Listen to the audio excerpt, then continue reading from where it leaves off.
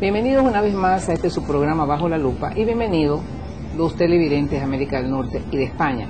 Nuestro tema es democracia y libertad, con la participación del expresidente de El Salvador, Armando Calderón Sol, expresidente de la República de El Salvador y un connotado expresidente. Y lo estamos haciendo esta grabación desde la República de El Salvador.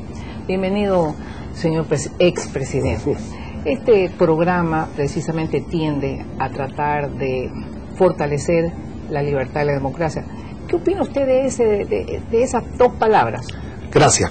Gracias por la oportunidad de poderme dirigir a tu tan distinguido público y hacerme esta entrevista en defensa de la libertad y de la democracia, que todos los hombres libres de América Latina estamos tan preocupados por lo que se está viviendo en nuestro subcontinente y por lo que esto significa, que está en amenaza permanente y constante la libertad y la democracia en nuestro país.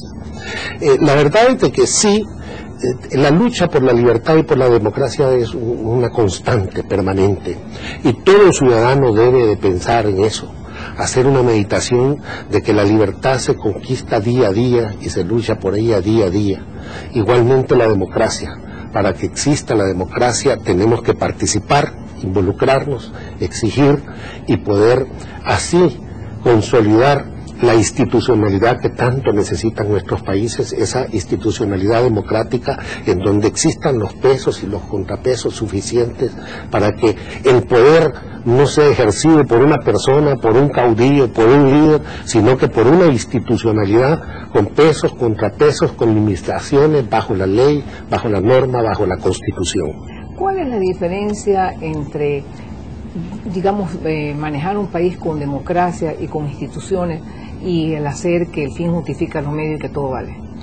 Pues mira, yo indiscutiblemente el hecho de que el fin justifica los medios y que todo vale es el pensamiento del autoritario, del dictador, del que quiere imponer su voluntad, y no es el que busca precisamente la democracia y la libertad y el respeto a la dignidad de las personas. Creo que en esto, en América Latina, tenemos ejemplos enormes de caudillos, de líderes, de dirigentes que son autoritarios, que se vuelven mesiánicos en el poder, que creen tener la absoluta verdad, y esto no es así. Indiscutiblemente no es así. La libertad, la democracia es la obra de participación de las instituciones y de esos pesos y contrapesos y de la descentralización del poder, porque no es posible de que en una democracia existe esa concentración del poder. Dime, ¿cuál es para ti tu mejor virtud cuando tomaste el poder en este país y que realmente lo gobernaste en democracia y libertad? ¿Qué fue lo más difícil y qué fue tu mayor logro en ese periodo? Bueno, mire, yo venía de momentos trágicos y dolorosos en nuestro país. Nuestro país sufrió en el último contexto de la Guerra Fría en Centroamérica, que fue el último teatro de la Guerra Fría, la guerra.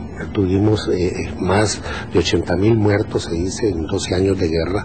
En El Salvador fue una dura guerra de la extrema izquierda, golpeaba la institucionalidad con la guerra popular prolongada y además la guerra militarmente. Fue muy dura. Y además tuvimos un experimento socialista en El Salvador, trágico. Tuvimos la reforma agraria más profunda que haya visto en América Latina. Tuvimos la nacionalización de la banca, tuvimos la nacionalización del comercio exterior, no se podía exportar nada más que el Estado. Entonces, la economía llegó a estar controlada por el Estado en más de un 20%. Y esa situación, además de eso, la guerra. Entonces la situación era apremiante, dolorosa. El sector privado, el sector empresarial, muchos se corrió, salió del país, otros quedamos adentro luchando, viendo qué podíamos hacer para revertir a nuestro país. Tuvimos mucho valor, mucha valentía, mucho patriotismo, tuvimos gente que cayó indiscutiblemente, tenemos mártires, pero logramos conquistar la paz, y cuando cae el muro de Berlín, ese fue un gran signo también, que se desarticula la izquierda en el mundo entero, y eso hace que Centroamérica, eso fue en el 89. En el 89, eso fue mejorando para que nosotros llegásemos en el 92 a tener la paz. Y que en el 89 nuestro primer gobierno, nuestro partido, Alianza Republicana Nacionalista, con Alfredo Cristiani a la cabeza, logra iniciar un proceso de paz y de diálogo, y logramos firmar la paz en el año de 1992, y que tan deseada, y le pusimos paro a eso. Luego a mí me tocó, cuando llego a la presidencia de la República, yo había sido alcalde de la ciudad capital en 2 ocasiones, además había sido ya diputado parlamentario, ya tenía la población algún acceso y conocimiento de mi persona. Logramos comprometernos muy claramente en la campaña para cumplir con los acuerdos de paz y consolidar un nuevo El Salvador. Los acuerdos de paz definimos un país en el cual El Salvador entraba en una verdadera democracia. Y eso es lo que logramos consolidar, una verdadera división de poderes. Yo me sentía muy orgulloso de consolidar la democracia, porque era lo que habíamos anhelado toda la vida. Habíamos tenido gobiernos militares, autoritarios, habíamos tenido golpes de Estado, habíamos tenido siempre algunos gobiernos más flexibles, otros no, pero siempre con un autoritarismo muy remarcado.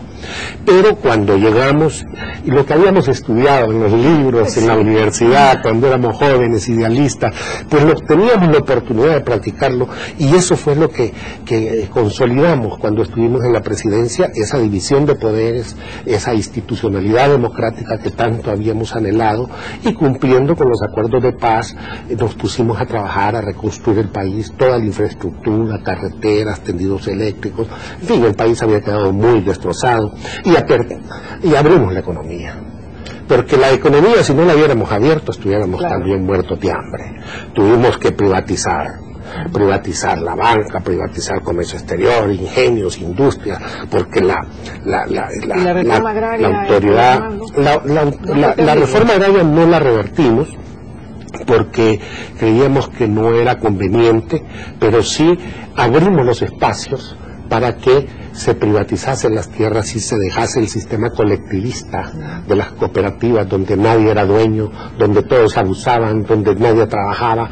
Entonces la vocación de nuestra gente era más individualista, y fuimos poco a poco esas cooperativas trasladándolas a los mismos campesinos, pero ya en parcelas, en individualidades, para que fuesen más productivas, porque la propiedad colectiva en nuestros países y en nuestra democracia y en nuestra tradición individualista es un fracaso. Así no funciona.